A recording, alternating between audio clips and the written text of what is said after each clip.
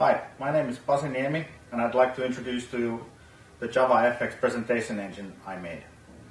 I call it the developer-oriented presentation engine because it needs some developer skills to use, and it's DOPE for short.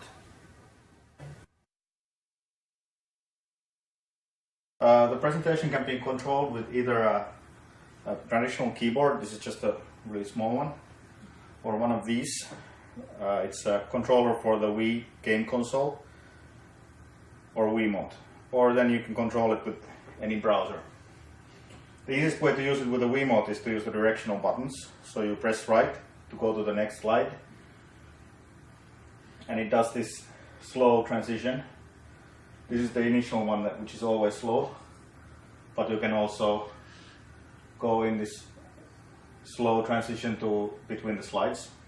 Pressing up does the same thing, except with a fast transition, and pressing down does a fast transition backwards, and pressing left does a slow transition backwards.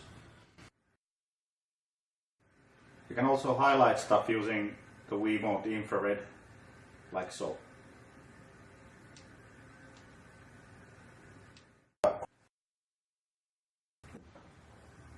All of the buttons have a corresponding gesture, so pressing the B button and doing a gesture to the right makes a slow transition to the next slide, and pressing the button and doing a gesture up does a fast transition forward, and so forth and so forth. Also, there's a button for going to the first slide, and that's always a slow transition, and a button for going to the last slide. With the keyboard, the buttons are the arrow buttons. So going to the left does a slow transition forward, and then E button is for the last slide and A button is for the first slide.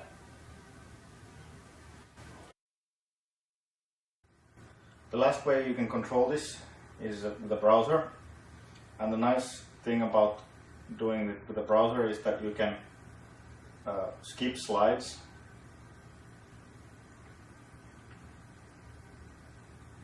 and you can also see your notes next to the slides if you have extra notes. And also you can use the same fast transitions through this web interface. The presentation starts an HTTP server that provides the possibility to run the presentation like I showed.